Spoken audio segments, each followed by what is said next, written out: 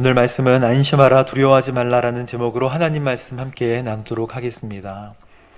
주께서 우리에게 직접 말씀하시기를 안심하라 나다 두려워하지 말라 이렇게 말씀하십니다.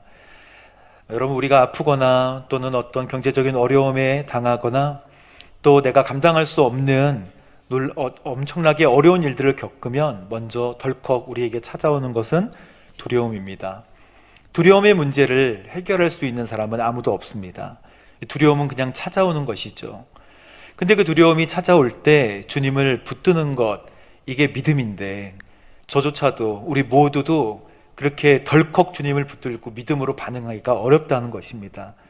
그래서 하나님께서는 성경을 통해서 우리에게 그 순간의 말씀을 보고 주님을 붙들 수 있도록, 안심하라 두려워하지 말라라는 주님의 말씀을 새길 수 있도록 오늘 저희들에게 마가복음 6장에 말씀하고 계십니다. 예수님께서 마태, 마가, 누가, 요한복음에 다 나온 정말 놀라운 기적이 있는데 그것은 5,000명을 먹이신 오병이어의 기사와 이적입니다. 사람들이 예수님께 배우려고 왔는데 이제 날이 저물자 먹을 것을 먹어야 되는데 음식이 없었어요. 그래서 5,000명을 먹이신 사건, 이 사건을 보고 많은 사람들이 예수님의 하나님 나라에 대한 증거도 믿었지만 주님이 어떤 분이시라는 것을 잘 믿게 되었습니다. 우리 주님은 진짜 실제적으로 우리 입에 먹을 것을 넣어 주실 수 있는 분이신 줄로 믿습니다. 그런 분이세요. 그 분이 열심히 사람들을 섬기면서 복음을 전하셨는데 5,000명을 먹이자 사람들은 감동했죠. 그러나 꼭 정치적인 사람들이 있어요. 요한복음에 보면 예수님이 정말 대통령 되겠다, 이 사람 옆에 있으면 뭐 한 자리 할 수 있겠다, 그러면서 예수님을 왕 삼으려고 하던 사람들이 옆에 접근했습니다. 왕 되시죠, 내가 왕 시켜드리겠나이다, 뭐 이런 식으로 막 얘기했겠죠. 예수님이 그 자리를 잠깐 피하시고 제자들을 갈릴리 바다로 배를 태워서 보내시고 본인은 산으로 올라가시는 본문이 바로 마가복음 6장의 본문입니다. 예수님께서는 기도하시려 산에 올라가시고 제자들을 바다로 보내셨는데 갈릴리 호수가 얼마나 큰지 바다라고 불리웁니다.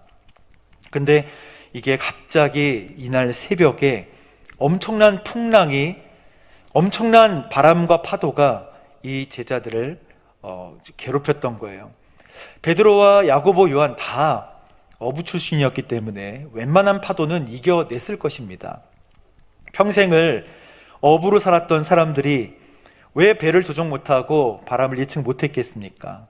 그러나 갑작스럽게 다가온 이 바람과 파도, 그러니까 인생의 이 파도, 시련은 그들이 감당할 수 없는 것들이었어요. 도저히 사람의 힘으로는 감당할 수 없는 엄청난 시련이 그들에게 다가와서 그들이 결국에는 뭐 했어요? 죽음의 위기에 봉착하게 됐습니다. 왜 그러냐면 예수님이 오실 때 유령이다 라고 했거든요. 결국 죽음을 묵상할 수밖에 없었어요. 완전한 도피, 완전한 피신, 그리고 완전한 절망을 경험할 수밖에 없었습니다. 근데 우리가 잘 알듯이 예수님께서 오셔서 안심하라, 나다, 두려워하지 말라 말씀하시고 배에 오르시자마자 바람과 파도가 잠잠해집니다. 제자들이 보고 이걸 보고 브라보, 좋습니다, 이렇게 하면 좋은데 깜짝 놀랐어요. 그리고 나서 도대체 이분이 누구시길래 바람과 파도도 잠잠해 하는 것이지? 라고 생각하고 있는데 주님께서는 이 제자들의 믿음 없음을 다시 한번 말씀해 주십니다.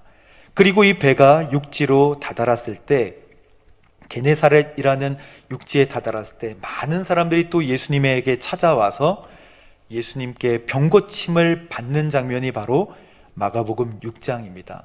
저는 오늘 이 말씀으로 세 가지를 함께 나누려고 합니다. 첫 번째는 예수님은 우리를 보고 계신다는 것입니다. 할렐루야. 주님은 우리를 보고 계신다. 예수님은 지금 산으로 올라가셨고 제자들은 바다에 있어요. 멀죠. 요한복음에 보면 25에서 30 스타디온이라고 이야기하고 있습니다. 우리말로 하면 10열이에요.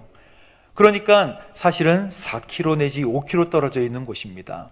예수님이 보셨던 시간, 폭풍이 있었던 시간은 시간적으로 새벽 3시에서 6시 사이예요. 여러분, 새벽 3시에서 6시 사이가 밝다고 얘기하진 않죠. 어둡습니다. 그리고 모두가 다 자는 시간이에요. 게다가 풍랑이 엄청나게 셌었고, 그리고 거리도 4km에서 5km. 그만큼 갈릴리 바다가 넓은데 이거 무엇을 뜻합니까? 아무도 도울 수 없는 상황인 거예요. 누구도 대신해 줄 수 없고 누구도 도울 수 없는 어려운 상황 속에 있다는 것입니다. 그런데 그때 예수님께서 제자들이 노를 젓느라 안간힘을 쓰는 것을 보셨다, 오늘 이렇게 말씀하고 계십니다. 48절 말씀을 함께 볼까요? 예수께서는 제자들이 강한 바람 때문에 노 젓느라 안간힘을 쓰는 것을 보셨습니다. 할렐루야. 주님께서 어려운 가운데 있는 우리를 바라봐 주시는 줄로 믿습니다. 혼자 어려움을 이기는 것이랑, 그리고 주님께서 지금 현미경같이 보고 계시다라는 것은 완전히 틀린 거예요. 나 혼자 고립되어 있고 어려운 가운데 있을 때 찾아오는 그 공포심, 그거는 나만 겪어야 되는 공포라고 생각하기 때문에 다가오는 것이거든요. 그 공포를 경험해보지 못한 사람들은 몰라요. 갑작스럽게 불치의 병, 해결할 수 없는 병들, 그리고 도저히 해결할 수 없는 경제적인 문제들, 이런 것들이 올 때 불안이 찾아오는 것은 당연합니다. 하지만 그 곁에 예수님이 함께 하신다고 생각하면 되는데, 우리는 두려움이라는 것들이 몰려올 때 이성적인 사고가 먼저 발동해요. 이것을 어떻게 해결해야 될 것인가. 근데 이 생각을 할 때 하나님이 잠깐 잊혀지거나 튕겨져 나가는 것을 저와 여러분 모두가 다 경험하게 됩니다. 그럴 때 예수님을 붙들라고 오늘 이 말씀을 저희들에게 주시는 것 아니겠습니까? 주님께서는 보고 계시는 줄로 믿습니다. 마치 우리가 옛날에 봤던 소머즈는 뭐예요? 잘 듣잖아요, 그죠? 600만 불의 사나이 이런 거 우리가 기억하듯이 멀리 볼 수 있다는 거예요. 근데 시각으로 보는 게 아니라 주님께서는 다 아십니다. 모든 것을 다 아시는 분이신 줄로 믿습니다. 다 아세요. 우리의 마음조차도. 그 우리가 모르는 것은 무엇입니까? 하나님이 누구신지, 예수님이 누구신지를 우리는 자주 잊어버려요. 그래서 주님께서 보고 계시다는 거, 나를 보고 계시다는 것을 우리는 자주 잊습니다. 저도 어려움이 있을 때, 두려움이, 공포가 찾아올 때 하나님께서 이 말씀으로 위로해 주시고, 이 말씀을 보는 순간에 그 공포, 저를 꽉 붙잡고 있던 그 마음의 근심들이 한순간에 눈 녹듯이 없어지는 것을 경험했어요. 전 그래서 이 말씀을 너무 사랑하고 사모하고 좋아합니다. 주님께서 나를 보고 계신다는 거예요. 많은 사람들이 혼자 괴롭고 어려움 가운데 있을 때 우울증이 찾아오는데 주님께서 그 옆에 계심을 믿는 것, 이것이 바로 성경이 우리에게 말씀하고 있는 하나님에 대한 설명이고 또 예수님에 대한 설명입니다. 주님께서는 모르시는 게 없어요. 다 알고 계시고 보고 계세요. 심지어는 어떤 개미들의 줄지어가는 행렬까지도 다 아십니다. 여러분 가운데 집에 개미가 있는 그런 가정이 있습니까? 제가 축복합니다. 그러지 않겠어요. 개미가 있으면 주님께서는 그 개미가 몇 마리 있는지 아실까요?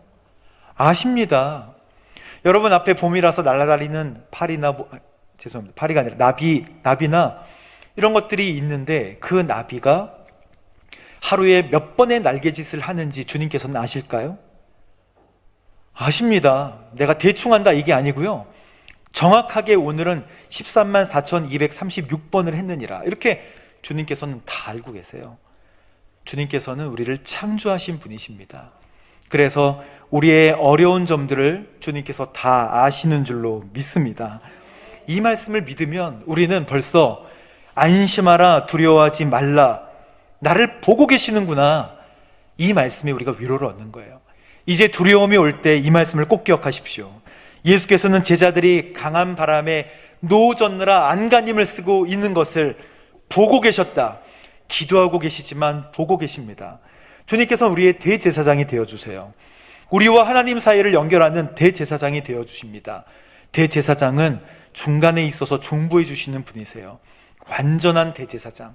그분이 우리를 보시고 우리의 어려운 점들을 다 이해하고 계시는 줄로 믿습니다.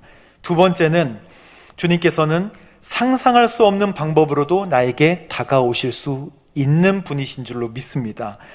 예수님께서 그렇게 어려움 가운데 있는 제자들을 향해서 이제 보고만 계시지 않았어요.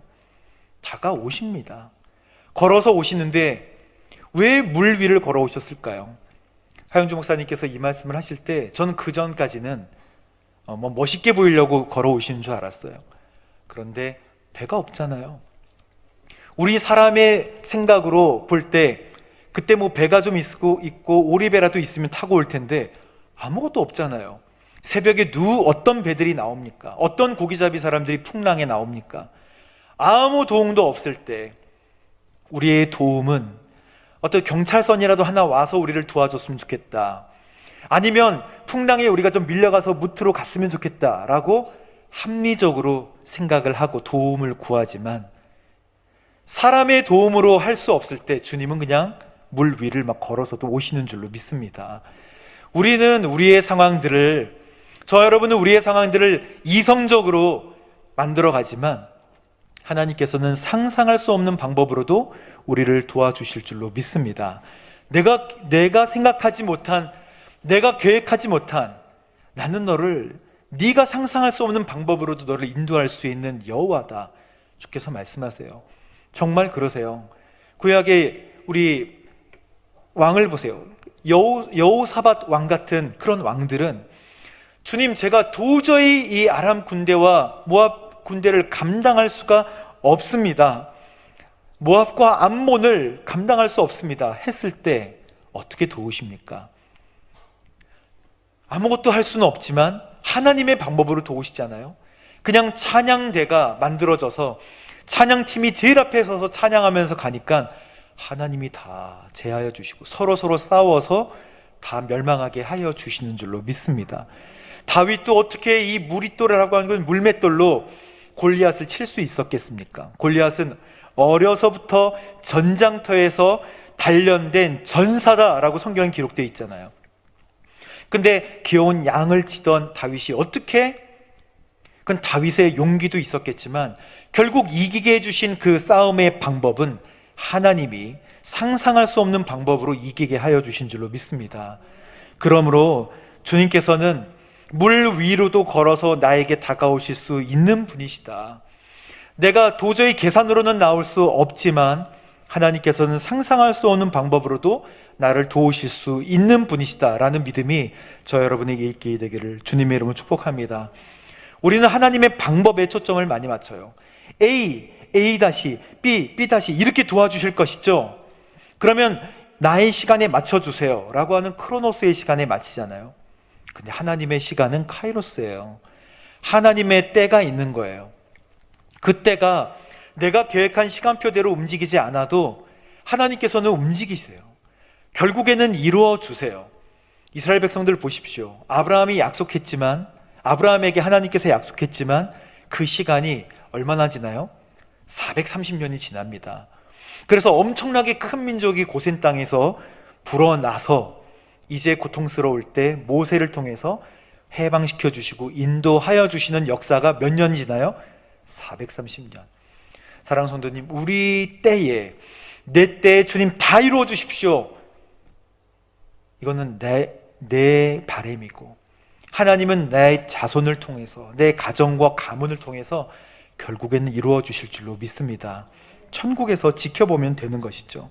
그래서 우리는 나의 방법, 하나님의 방법에 초점을 맞추지 말고 하나님 자체를 그냥 신뢰하고 믿게 되기를 주님의 이름으로 축복합니다. 마지막 세 번째, 주님은 그렇게 안심하라, 나다, 두려워하지 말라라고 배 타시고 바람과 파도가 잠잠해졌는데 제자들의 반응이 신기해요. 이분이 도대체 누구시길래 바람과 파도도 잠잠하지? 성경은 제자들이 왜 두려워했는가를 분명하게 설명하고 있습니다. 함께 우리 말씀 보도록 하겠습니다. 52절 말씀.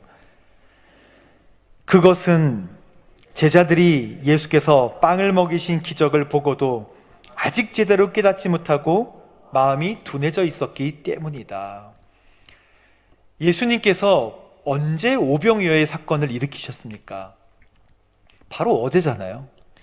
몇 시간 지나지 않았어요. 12시간도 안 됐을 거예요. 바로 어제 예수님께서 5,000명을 먹이십니다. 12광주리가 남아요. 그 사건을 보고 이제 갈릴리 바다로 가서 그 다음날 새벽에 유령이다 라고 할 정도로 두려워했다는 거예요. 그거는 저와 여러분도 마찬가지일 것 같아요. 하지만 하나님께서 저희들에게 말씀하실 때 뭐라고 말씀하시냐면, 어제 떡 되시던 기적을 보고도 아직 제대로 깨닫지 못하고 두 번째, 마음이 둔하여져 있었다. 이것은 주님이 어떤 분이신지를 잠깐 잊었다라고 하는 것입니다. 예수님께서 그 곁에 계시진 않지만, 산에 계시지만 나를 보고 계신다. 만약에 제자들이 풍랑을 보고 주여 보시자만 마시고 도와주십시오 라고 했으면 예수님께서 칭찬해 주셨을 거예요. 야, 너희가 정말 큰 믿음을 가지고 있구나. 그래. 그러면서 걸어오시면서 칭찬하셨겠죠. 그러나 성경은 뭐라고 말씀합니까? 빵을 먹이신 기적을 보고도 아직 제대로 깨닫지 못하고 마음이 둔하여져 있어서 뭐했다? 두려워했다. 그래서 사랑하는 여러분, 우리가 안심하라, 두려워하지 말라라고 하는 이 마음을 품으려면 주님께서 나에게 행하셨던 그 많은 일들을, 떡 되셨던, 그래서 나에게 축복하셨던 그 일들을 기억하게 되기를 주님으로 축복합니다. 기억해야죠. 저도 있지만 자꾸 기억합니다. 주님께서 나에게 따뜻한 집을 주셨다.